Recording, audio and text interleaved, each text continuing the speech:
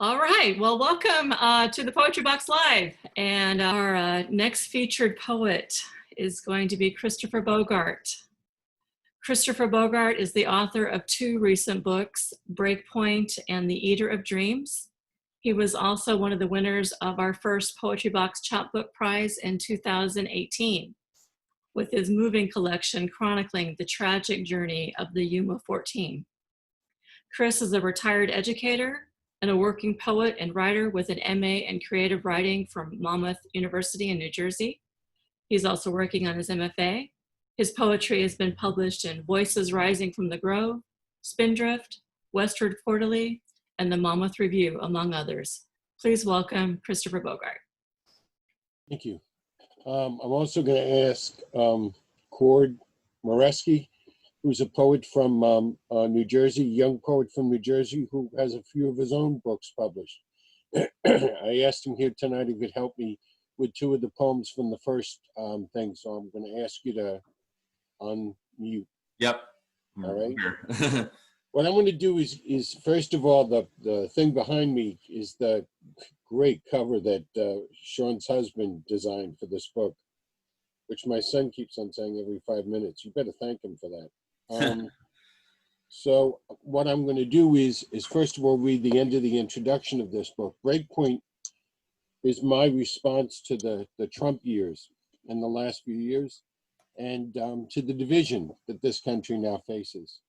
The last paragraph of the intro: in the face of this threat to who we are, we can no longer be silent.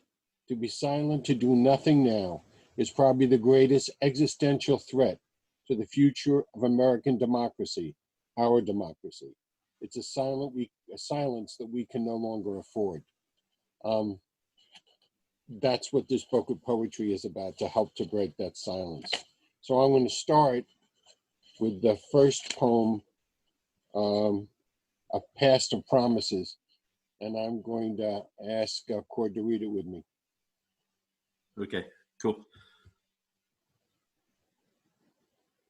Okay, so you want to start? A Past of Promises. The woods are lovely, dark and deep, but I have promises to keep, and miles to go before I sleep, and miles to go before I sleep. Robert Frost. America began as a land of promises, promises for all mankind, but these promises have not yet ripened, green fruit that has not left the vine. We hold these truths. These truths began with borrowed language, historic language, precise and strong, but we chose to exclude so many, millions we left to bring along. To be self-evident. To be self-evident. As evident as these truths might be, they were not obvious to all. For few, benefits were immediate. For many, benefits would be long forestalled. That all men are created equal. But not women. They were considered chattel. Not African slaves, they were property. Not native peoples, they were seen as savages. Not Asians, not part of our posterity. That they are endowed by their creator with certain unalienable rights, that among these are life. Life, the inalienable right to live it long and live it well, with all the benefits of modern science for as long as each on this earth shall dwell. Liberty.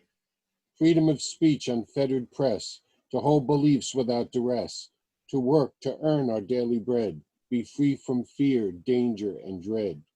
And the pursuit of happiness. A part of happiness is health, a part of wealth, prosperity. But wisdom needs much more than words. It needs total equality. America began as a land of promises, with fruits of freedom for all mankind. It's time now for those fruits to ripen, to reap the harvest, to make the wine. And this book of poetry is divided into pairs. So this is the past, and the next poem, which I'll be reading by myself, is called A Future of Hope. My dream of a place and a time where America will once again be seen as the last best hope of earth was said by Abraham Lincoln. When the lid of the sealed jar, Zeus's jar, was left by Pandora carelessly, All of the evil Zeus had hid there flew out to plague humanity.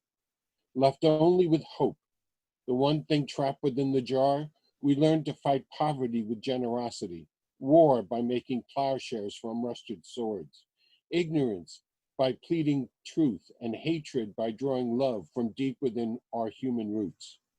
For what we learned then, we must learn again, that hope is not abstraction, but positive action, not vision, but decision, providing paths paved with opportunities.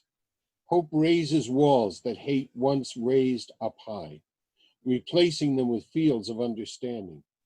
Hope hangs on common cause, craves commitment to common goals.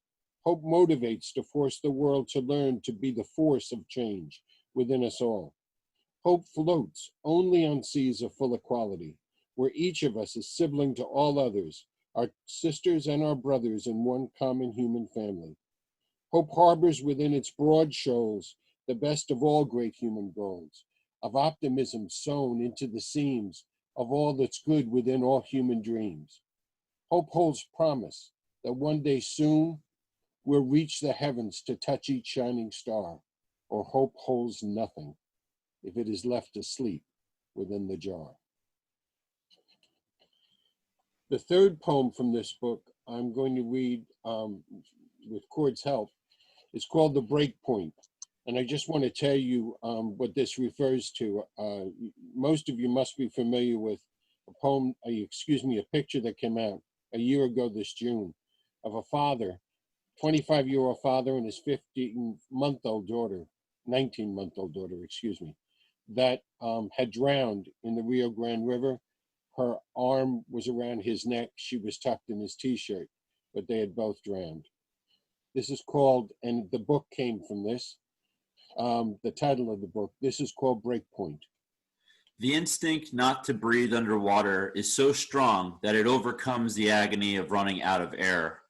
At that point, there's so much carbon dioxide in the blood and so little oxygen that chemical sensors in the brain trigger an involuntary breath, whether he's underwater or not. That is called the breakpoint. Sebastian Junger, The Perfect Storm.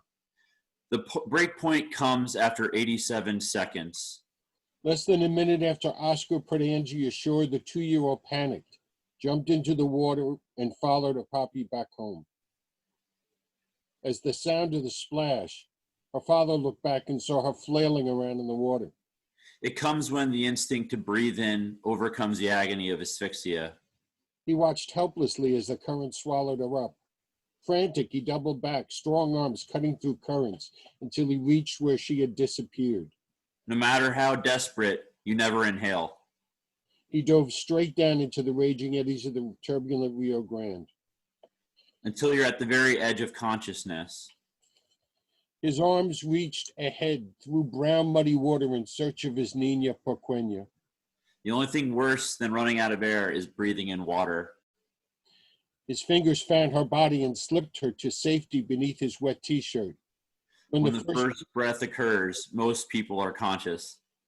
Her heart fluttered faintly against his smooth chest, then ceased. Her arms went still. The spasms of breathing drag water to the mouth. As oxygen in his bloodstream reached the break point, Oscar swam frantically upward in a desperate effort to get them both to the surface. At this point, the drowning begins in earnest. Her lifeless body, like a cold baby doll, pressed up against his bare flesh.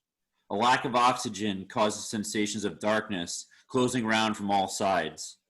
As darkness rushed in to replace the dying light, Oscar was forced to face final truth. He had run out of time. Water floods the lungs, ending all hope of getting back to the surface. The following morning, 2 bodies were found at the edge of the brown riverbed, surrounded by bottles and empty beer cans. Little Angie was still tucked into her father's black t-shirt, her right arm flung across his cold, wet neck, their bodies locked in deadly embrace. 87 seconds. The price of dreams. And on a more cheerful topic, The Eater of Dreams is the second book this spring that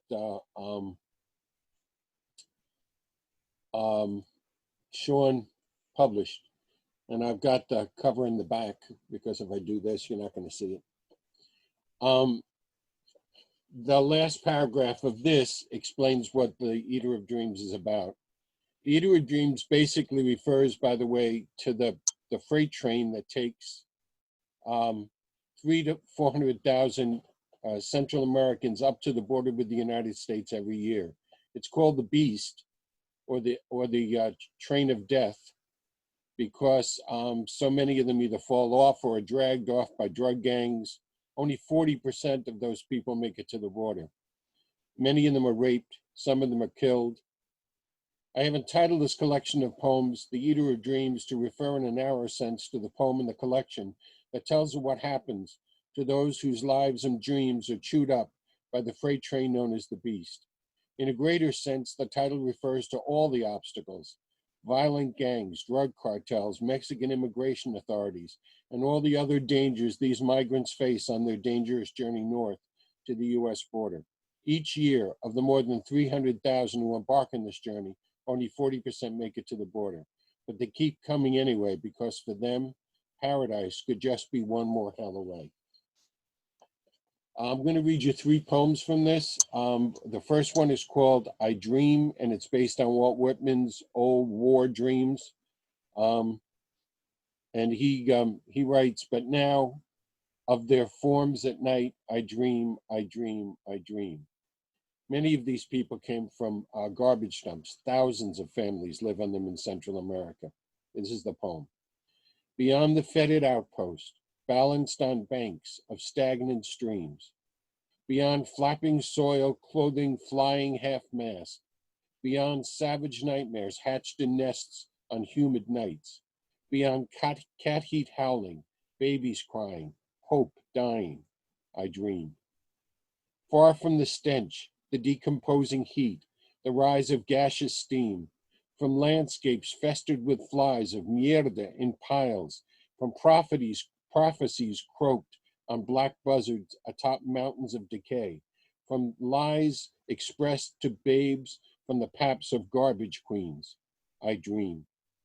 Off in the night, the screech of steel on rusty rails, a whistle wails where tomorrow is an endless train on the rails of today's, where teenage mothers finger worn thread beads in supplication, where pal Diana hangs her black hair over eternal night. It is there I dream. The second poem is from the middle of the book, poems that talk about the journey north.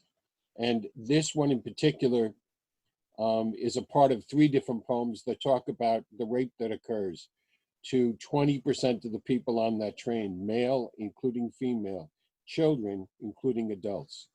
Because 2 out of every 5 of those participants on that train are unaccompanied minors. 2 strong hands press me down to wet ground, the metallic tinkling of a leather belt buckle, a fly buzzes behind my ears. The sharp pain of hard blade thrusts into me, then tears as it withdraws. The pop, pop, pop of gunfire fills the air. Why don't they just shoot me? A dull, stiff blade enters my body for the second time, then is pulled out slowly, again and again and again. My head is pressed down until my face caresses earth. Crickets chirp. A single firefly climbs up a stiff, wet blade of grass to the very top, its tail lit with hot yellow flame, only to slide down the blade and then climb up to the top again. Off in the distance, the soft whistle of the fleeing train invades the cool night air. Once I think, I almost see the stars. And the last poem in this book that I'm going to read, and then I'm going to read one more from a book I'm working on, is called Half-Eaten Dream. The first soldier to die in Iraq in an American uniform was a green card soldier from Guatemala named U.S. Marine Corporal Jose Antonio Gutierrez. Before he left for the war, he wrote, I came from the land far away where the angels live in misery, dress themselves in filth, and eat dreams. This is called Half-Eaten Dream. His name was Tonio. He was one of 120,000 homeless children of Guatemala, el polvo de la tierra, the dust of the earth, when he was 8. Unlike many others, he was a survivor. His name was Tonio. He did what he had to. He stole bicycles, he sold shoe glue, he begged in dusty streets in Guatemala. From the dust of those streets, he fashioned dreams. His name was Tonio. He wrote poems. He traveled 3,000 miles by foot, by rubber, and by rail. He came to our border at 22, said he was 16. He had to. He had dreams. His name was Tonio. He attended high school in California, lived with foster parents. You're going to be proud of me, he said. I have dreams. Everyone is going to remember who I am. My name is Tonio. After high school, he enlisted in the Marines. He became a green card soldier, like the 38,000 other young Central American men who wear the American uniform to fight, to belong, to survive. His name was Tonio. He was a child of the street, el polvo de la tierra, and so he wanted to fight for the dust of the earth in Iraq. I'll give my life if I have to. He had to. He was killed by friendly fire a few hours after landing in Iraq. He was the war's first fatality. He died for dreams that don't die. He died in American. His name was Tonio.